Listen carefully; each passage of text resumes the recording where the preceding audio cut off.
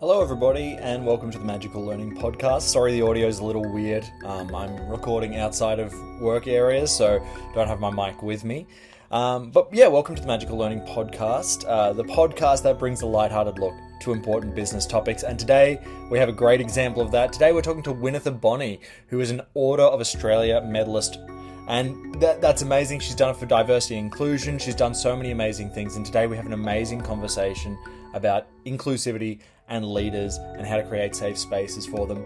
This is a great conversation, as all of ours are. And so if you want a lighthearted look at business, this is a great place to start. Enjoy, and as always, have a magical week.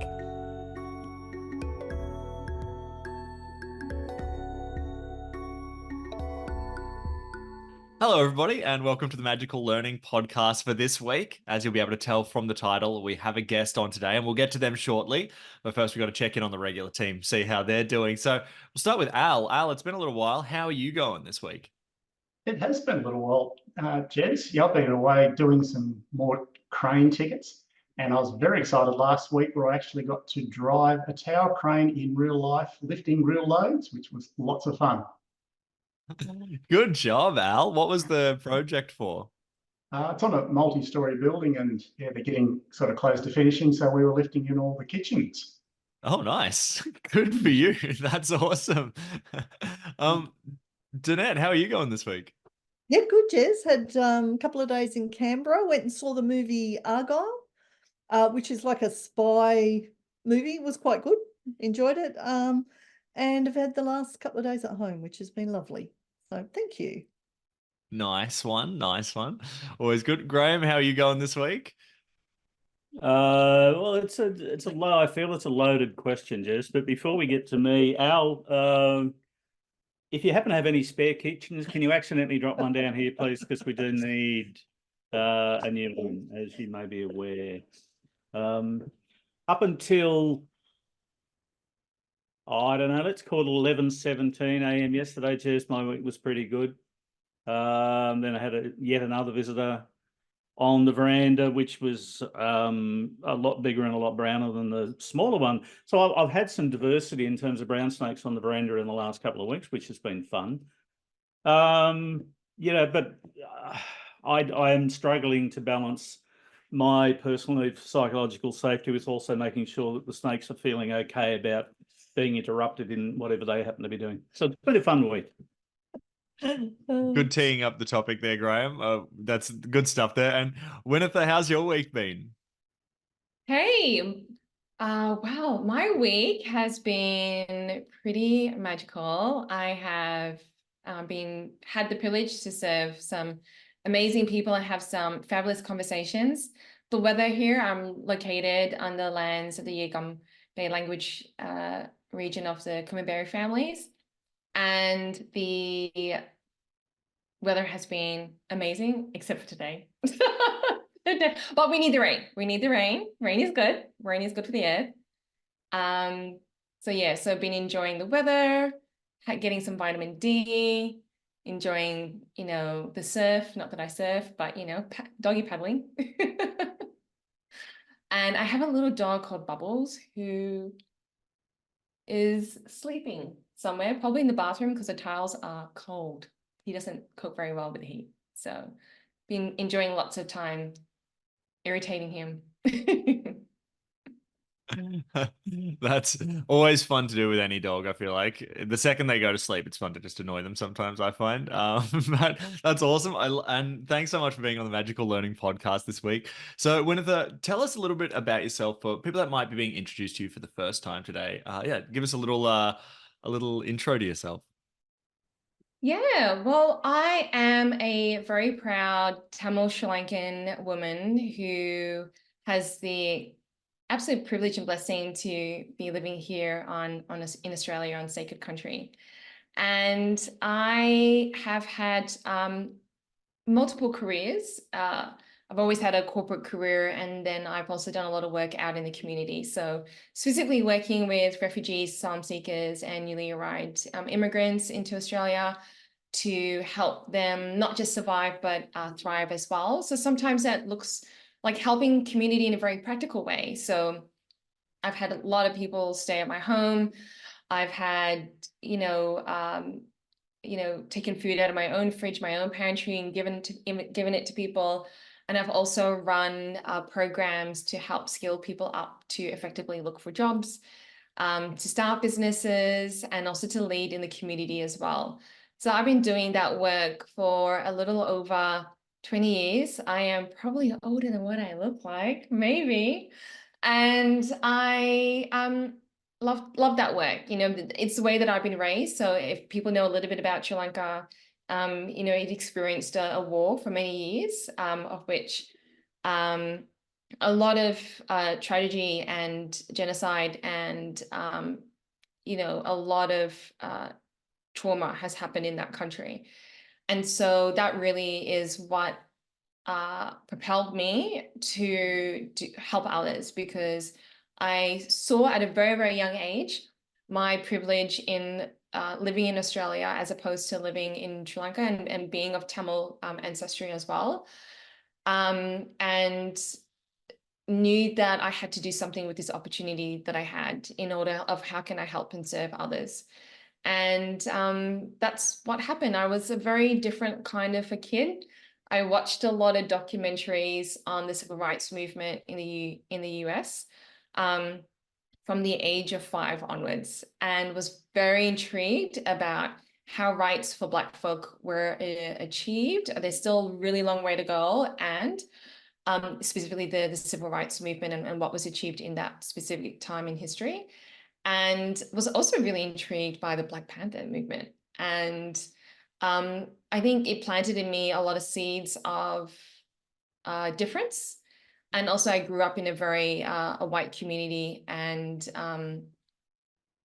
had my own sort of awakening awareness of like, oh, actually my skin is a different color than everyone else's. And so that then started this process of inquiry of difference. And I was treated differently in school, being the only, I used to call myself a brown dot. So if you take a picture of the whole school, you can just look for that little brown dot. That brown dot's going to be me. And I started looking at difference and what makes us perceive difference in each other. Is that perception of difference good or bad? And what can I do? And then as I went into the corporate arena and started working at an executive level, and particularly when I went to the US and worked in the US and then came back, I had a different set of knowledge, a different set of awareness about my own experience as a brown woman of color working in pretty much, white corporate Australia, and started asking questions. Is that a good thing or is that a bad thing? And I came back to Australia and decided that I have 2 decisions that are available to me. I can complain and keep complaining, or I can do something about it. And I chose to do something about it. And so I merged my community work with my corporate experience and started a practice as a diversity and inclusion practitioner. Amazing. What a journey. And that's awesome. Thanks for sharing that with us, Winitha. That's awesome. And the work you do is amazing. Let's jump into the topic today. You've picked the topic of inclusion and psychological safety for leaders. These two may seem a little different to people. So do you want to tell us about why you've chosen this topic? So I find that we often talk about these 2 things as separate, 2 separate things. So we talk about inclusion and diversity, equity and equality, belonging and justice. And then we talk about psychological safety. And sometimes that perception of psychological safety can be from the context of high-performing teams. And absolutely, in order for teams to be high-performing, the number 1 driver of that is psychological safety. And if people don't feel included, don't feel like a sense of belonging in the workplace, if they're not treated with equality and equity, if they're not paid the same amount as their peers, then they're not going to speak up, they're not going to share, they're not going to bring new ideas to the table, and you're going to miss out on that cognitive diversity and that cognitive friction that's required for new ideas, that's required for new innovation and results as well in the workplace. And so really those things are integrated within each other. You can't have psychological safety without inclusion. You can't have inclusion without psychological safety. And at the same time, there are 2 different terms, and we can have conversations about them. So I like to talk about the 2 together. I like to separate, and I do like to bring it together as well. so we can better understand the connection and relationship to each other. Great. Well, I think it's an amazing way to put these two ideas into one and it makes total sense while you're describing it, why these two have to be together. So I think that's great. So I think we're just going to jump into our first question. So Al, your first cab off the rank this week. So what question have you got and why'd you pick it? Winnie, my question is, how do you define psychological safety, and is it the same in all area of our lives? And just listening to you then, I'd love to know a little bit more about inclusion. Like, already just listening to you, I'm thinking, wow, there's a whole world out there that I wasn't aware of. Like you say, you have immigrants coming into our country. I'd never even imagined what it was like for them, I guess, in my sheltered world. So I was just wondering if you could elaborate a bit more on that, would be wonderful as well, please. Yeah, amazing. Great question. And thank you for it as well. I define psychological safety as an environment as opposed to a person. So it's an environment where I feel like I can be me, where I don't feel like I have to. In inclusion, we have a term called code switching. So where I feel like I have to alter maybe my physical appearance, the way that I speak, the way that I behave, the decisions that I make, that I have to alter my identity in order to fit in. And so psychological safety for me is where that actually does not happen. So rather than looking at what it does look like, I like to look at it in the context of what it doesn't look like, to better help understand that. And so in a practical sense, psychological safety might look like, if I was to speak up, I might get silenced or I might get gaslighted for that. And so environments that are not psychological safe don't happen over time. It's not like someone comes into the workplace and declares, I'm going to make this an environment that is not psychological safe. It's something that happens and develops over time.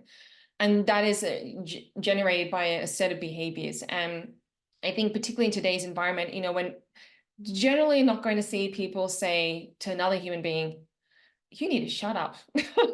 Now, people might say that, I don't know, but generally in the workplace, I don't see that. What we do see is people dismissing people. What we do see is people discrediting people's ideas. What we do see is people taking credit for other people's ideas. That still happens at a leadership level as well. I mean, the other day I was talking with a client where she was sharing in that private conversation where her manager who is a man, identifies as a man, takes credit for her idea. So she'll present an idea and he will take credit for it by presenting it as his own idea. And so we had a discussion about that, and we're exploring about that more deeply. And so when these behaviors happen in the workplace, and we see it time and time again, what it's telling our conscious mind and also our unconscious mind is that every time we do share ideas, every time we do speak up, every time we give feedback, negative things happen. And when negative things happen, we start to go inside and we start to go in as a form of self-preservation and as a survival mechanism, right? It's how we're wired. And so for me, psychological safety is where I feel like I can be myself. The best parts of who I am, I'm not talking about all the parts of myself that are not so great, the parts that I need to work on. I'm talking about the best parts of ourselves. So from a practical perspective, it looks like the ability to give and receive feedback. It looks like the ability to bring ideas to the table, even if they are completely outside of the box or completely outside of budget. It's about the ability to, even to my manager, to call them in or call them out on a comment or behavior that was not okay, or that can be improved, to help them stand in their integrity as well. What it does look like is, the ability to, bring different ideas and perspectives to the table that others may not have thought about as well. We haven't thought about this, we haven't thought about that. So it's ability to speak up. And if we are in a team environment or when we have meetings where there is silence, that to me is a danger, and that's not in an environment that is potentially psychologically safe. And it does affect all areas of our life, right? So I do mentor and work with a lot of young people, and I'm starting them here. Use the term, I don't feel safe in my family, or I don't feel safe in my romantic relationship or my relationship with my partner. And they're not talking about that purely from a physical sense, they're actually talking about that from a psychological sense. And about and you might have experienced this in your own, relationships in your own life where you have wanted to say something to someone, but you were fearful of saying that because you weren't sure about how they might react. You weren't sure of what the consequences to you might be. And so you chose to keep silent or to say things in a really indirect way, hoping that they would mind read you and that they would kind of guess it.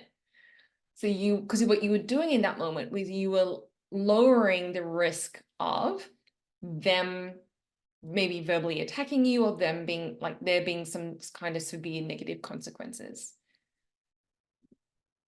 Is that Thanks, helpful? Winnie. Yeah. Very helpful. Okay. That's come across so beautifully. I love that idea of, I can be me. And I guess that curiosity around the people around me, and do people around me feel safe to be them, or am I judging and shutting them down?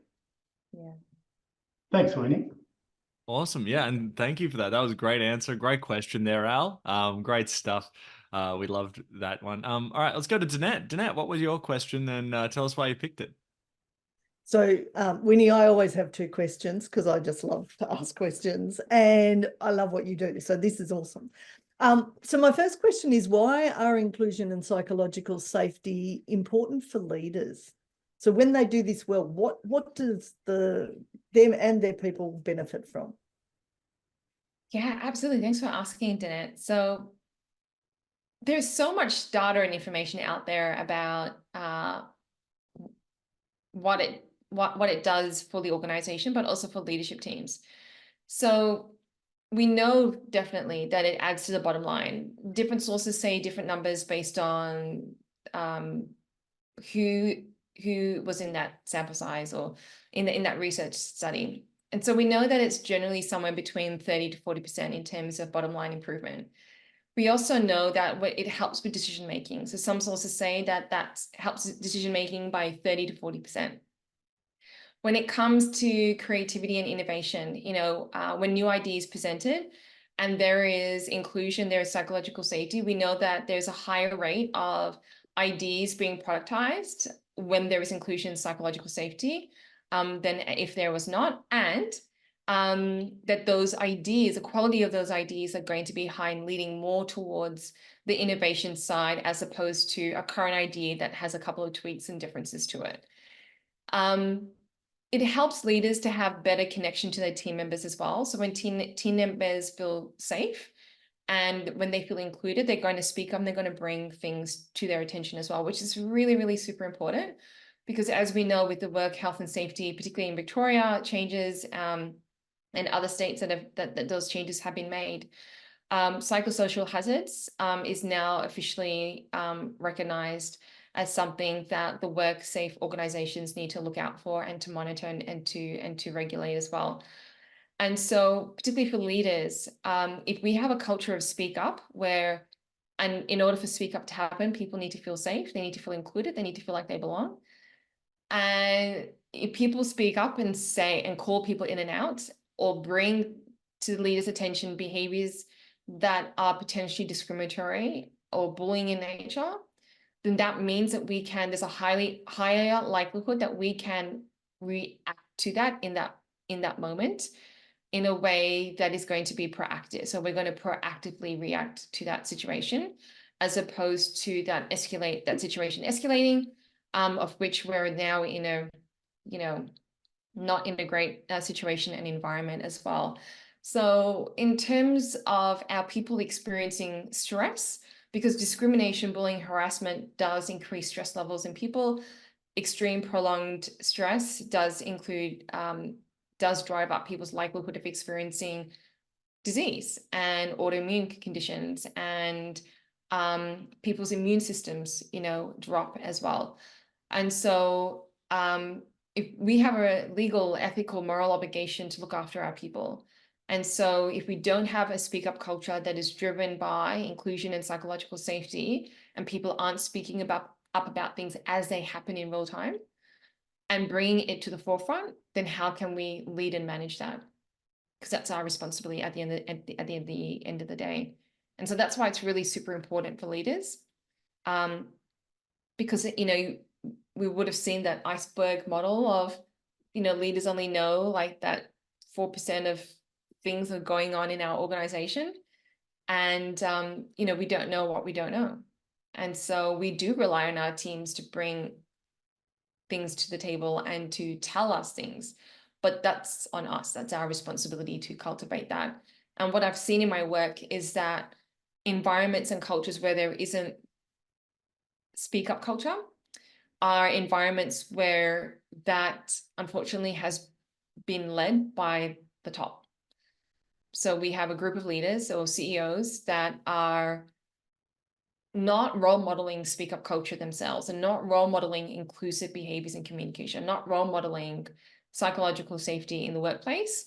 And that has a rolling impact. Like we know that phenomenon, which is social contagion, which is people mimic behaviors by those that are closest around them.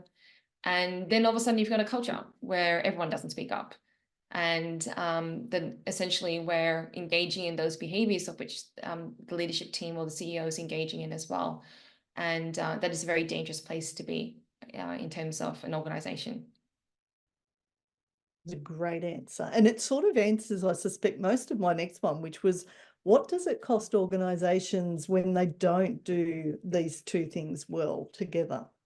Yeah, absolutely. So we can flip some of those things. So it affects the bottom line, it affects decision making, it affects innovation, it affects performance in the organization. So performance levels drop. We also don't attract the best talent because people are now asking questions.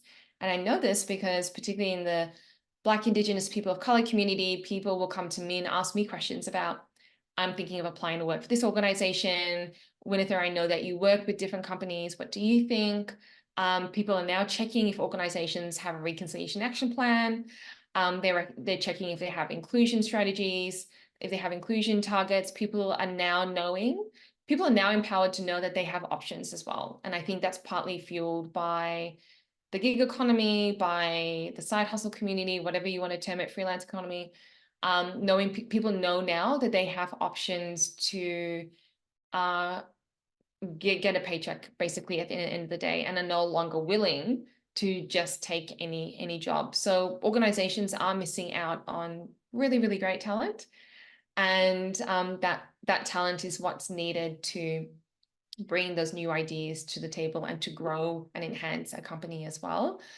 Then there are legal, ethical considerations as well. So there's a lot of damage that's being done to people. We spend 70% of our life at work, and that's a very big relationship to have, and that's going to be longer than most marriages, unfortunately.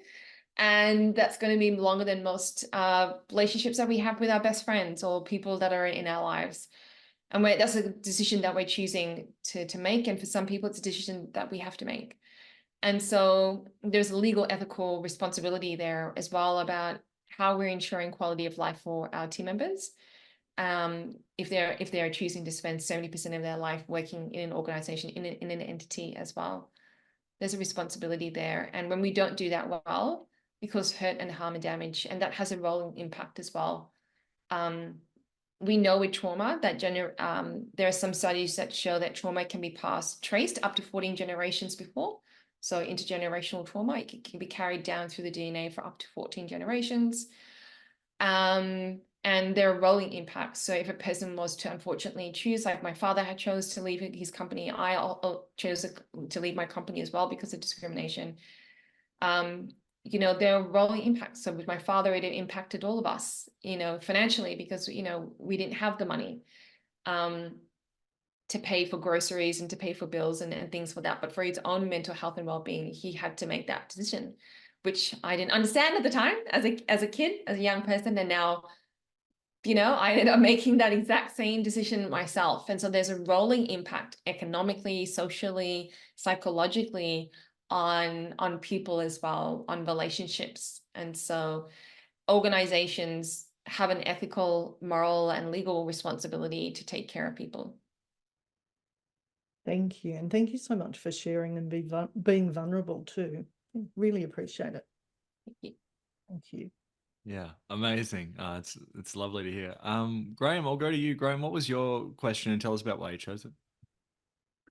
I'm actually going to merge mine with John's, because looking at John's question, I think that both of them come from a similar perspective. So mine was really looking at what's one action that a leader can take to relatively quickly strengthen or shift their own sense of psychological safety, because I imagine that if as a leader, as a CEO, as a business owner, if I don't feel psychologically safe myself for whatever reason, then it becomes much harder for me to then give that respect to others. John's question was more about with all of the distraction and busyness of just business as usual today, and life on planet Earth as a business owner in 2024 is so much more different than it was just 12 months ago, and it will change again, in 2 hours' time, sort of thing. It just seems to be picking up pace. So, as business owners and sometimes business leaders, we talk about organisations having that sort of moral, legal, ethical responsibility, and one to provide inclusion and psychological safety for their staff.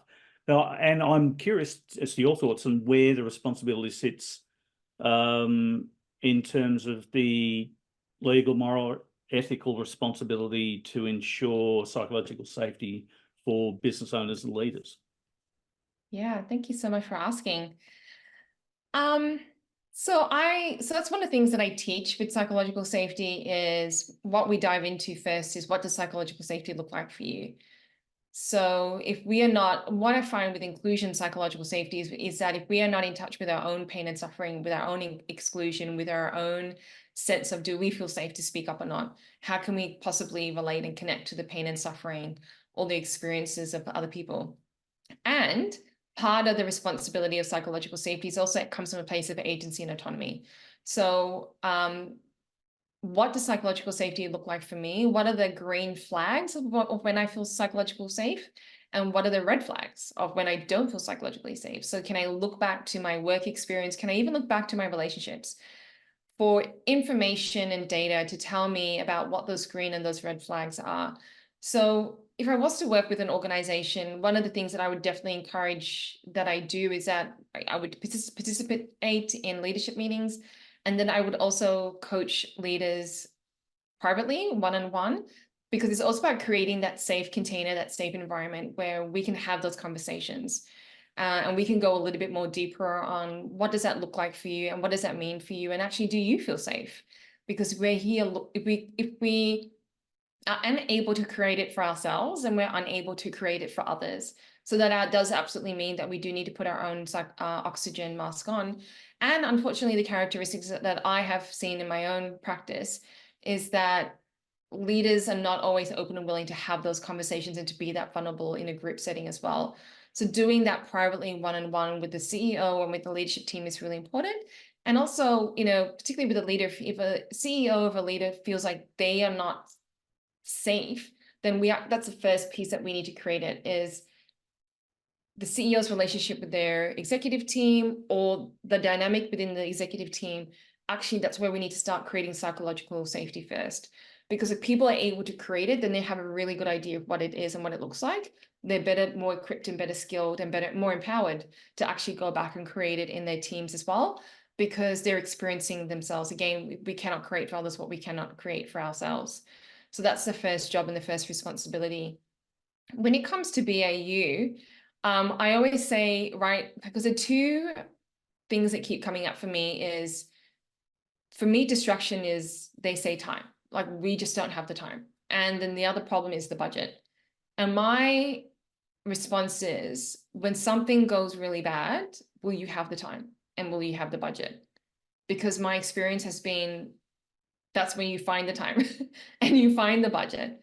And unfortunately, it's too late. So if I was to flip it and look at it from a customer experience, because I look at the customer experience as well as the employee experience. So for example, if a customer didn't feel like they were included or felt a sense of inclusion in a store environment, and if they felt like a store member said something, racist to them, and that customer was to go into social media and post that, and that was to go viral.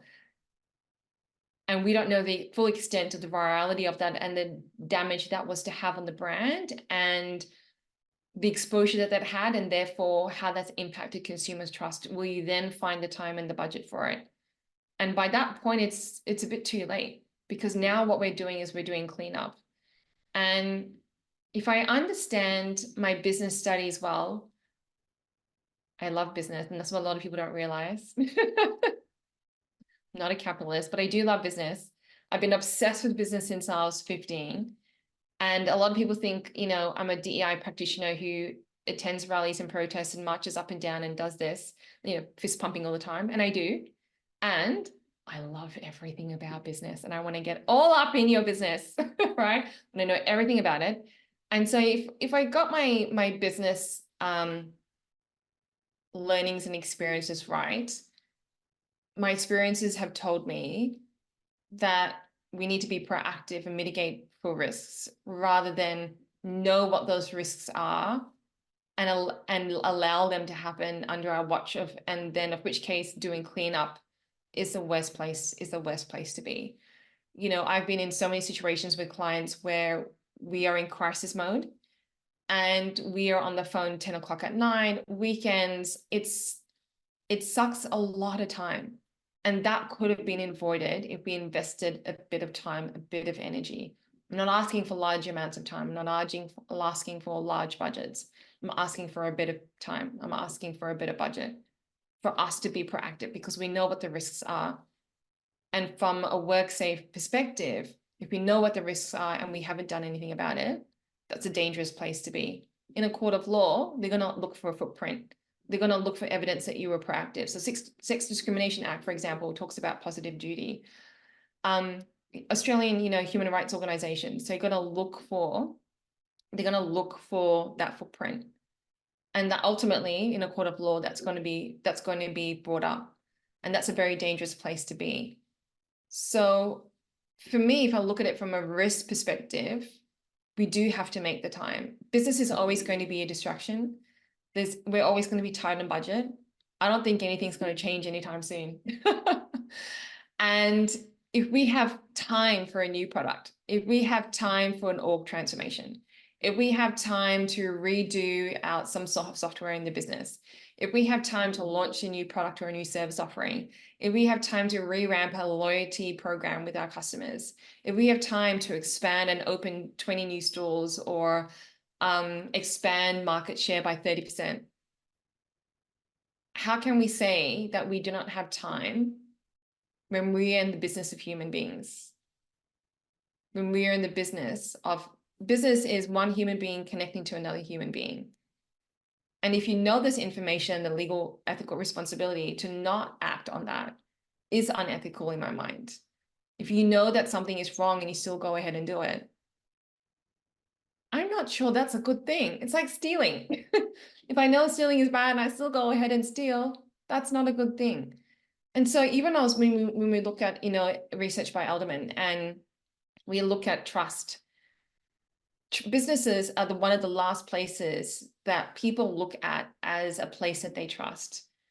If we break that trust with our people and we break that trust with our customers, that is a very dangerous place to be.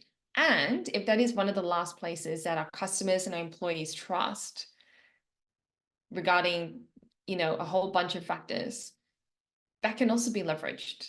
There is opportunity in that as well. And so I absolutely understand that BAU, business as usual, is a distraction, and that the work can be overwhelming. And I always say that that's what I'm here for. I'm here to help you simplify it. I'm here to take out the overwhelm, and I'm here to make it really practical. So from a practical perspective, psychological safety, what can we do? In our meetings, we can have a list of everyone's names. And as everyone has spoken, we can check off their name. And we can do that over a couple of meetings. If we do that over a couple of meetings, we can start to see patterns. Now, we need to understand that sometimes people don't speak for a variety of reasons. Perhaps they're neurodiverse, perhaps they are introverts, perhaps they are people that like to receive information and then go away and think about it. And that's how they do their best thinking. But we can take that information, we can look at that data, and we can start asking ourselves questions. We can provide avenues and opportunities for people to speak to us. So one of the things that I love leaders to do is rather than because a lot of times we go to our leaders and ask them questions, right? We're asking them questions to put out fires, like basically all the time. And what we can do is actually flip that. So rather than asking me anything, we can say, tell me something. So we can probably block out like 1 or 2 hours every week or every fortnight or every month where team members at any level and area of the organization can book private time with us and tell us something. Tell us something about the experience they're having in the workplace, what it's like to work in this organization. And they can book in that time, 15 minutes, half an hour, and have that private time with us. So MailChimp we all know MailChimp, and MailChimp went through a situation where a lot of women of color, people of color actually left the organization, and the CEO and the executive team had no idea. And so they did this. And when they did this, they were like, oh, okay, we understand what's going on. But they didn't know that before because they were so focused on growing the business and trying to cope with, mass growth. And they lost a lot of good people, and it got media attention. Very negative, media attention about racism and sexism that was going on in the organization. And that demanded that they set aside that time. So one of the ways that they approached that was to give everyone on the leadership team a specific task, and that task was to go out to people and talk to people. And people aren't always going to trust and share that information. And we've got to do that. That's why we've got to do that repeatedly as well. It also helps to bring an external, as you will know in the work that you do, when you go in and you talk to people and people feel that there's more trust, they're talking with an external, they're more likely to open up and share that information. So running a diagnostic in an organization is a very useful thing that people can do to assess actually where psychological safety is in the organization as well. One of the comments that I get, so I coach a lot of people that have experienced marginalization in the workplace. And so one of the things that keeps coming up is that leaders don't even acknowledge them. They don't even say hello to them. So one of the things and that comes up a lot, like you will be very surprised. Like they don't even see me. They walk past me and they don't even say hello. They walk past me in the corridor. They don't acknowledge me. People are picking up on that, and it's really affecting people. And so one of the ways to create psychological safety is really simple. When you pass people, acknowledge them, and don't be like, hey, and pass them. Or in a team meeting, spend some time with people, get to know them, go beyond your direct reports, connect with people, talk to them, understand what's going on in their world, understand what's really important to them. And when people feel like they can open up to you, they will open up and they will speak up. Yeah, amazing. Amazing answers there as well. Let's jump into Kanika's question, which was, what was a business that you've worked with that took inclusion seriously, and what were the outcomes? What did that look like? Yeah, so well, thank you, Kanika, for your question. I would say that's a client that actually a small business that I have worked with. We didn't have that many live training sessions together. I think we only had maybe 2 or 3 training sessions. And as you will know in the work that you do, that's not a lot of time to have with people. And ultimately, if people don't put the learnings into action, there's not going to be change. And being a small business, that's all I had a budget for. And so I also gave a bit of extra bit of my time to help them, and ran those 3 sessions with their team. What I really loved was the CEO would come back to me after every session. So we would have a debrief meeting, and she would come to me with a list of, here are all the things that I learned.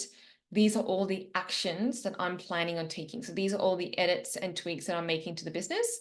And these are the edits and tweaks that I am making in terms of my own behavior, my own communication. What do you think of that? She would have documentation, policies, processes. She would flick that to me. She was fully invested. So even though we only ran those 3 sessions, she absolutely milked them, every single one of those sessions. And it was very action oriented. And for those that know me personally will know that I'm all about action and taking immediate action without procrastinating. And so I love that she did that after every single session. And even after the session, she would come back to me and she would report. I didn't ask her to report. She has nothing to report to me. I don't ask my clients to do that, but she'd come back to me and she would say, these are how the actions are going. What do you think? I was thinking of elevating them and taking them to the next level, to the next step, and doing this and this and this. And so she really loved, because one of the things like I always tell clients is that when we end our engagements is I say that I'm here as a resource. If you have a question, like, don't feel shy, like reach out to me if you're struggling with something. Like, I know how hard this is. I struggle, I still struggle with what to say, how to say it. I still question about myself, and I have people calling me out on stuff and feel that sense of shame that comes with people calling you out on what you said was really patriarchal, and feel that pressure even more because I am the person who's supposed to be an expert on this. And I get it and I know it. So if you're struggling, like, don't struggle alone, like reach out. And not many people do, right? And so I love that she took me up on that offer, and she even invited me to her 40th birthday party, which I loved. And unfortunately I couldn't make it because I was interstate, but she's someone who I know is also really in my corner, and I am absolutely in her corner as well. And it really empowered me, it really motivated me. So it showed me that, she was serious about the learning. I've had some of her team members, they, lead by example, social contagion. I had some of her team members, that training was like 2-3 years ago. So I think recently, a couple of months ago, one of her team members said to me, reach out to me specifically to tell me this. I still remember what you taught us, and I'm still learning it, and I'm still practicing it, and I want you to know that. And I was like, wow, thank you. And I expect that she's role modeling that behavior because of the CEO of the organization is doing that. So yeah, that's someone that takes inclusion seriously. Like, she literally came to me with a notebook and a pen, and it was like she really studied everything. She pulled it apart, she studied it, and even in the live sessions, she asked questions. She didn't care about what she looked like to her team members that reported to her. She asked questions and was willing to be vulnerable in not knowing the answers. Amazing. Well, what a great answer. And look, we have more questions, but I think we're gonna have you back on to talk to us more about this, because it's been an awesome conversation. But before we wrap up, let's grab some final thoughts from people. So I might start with you, Al. Any final thoughts on today's conversation, and thoughts on inclusion and psychological safety for leaders?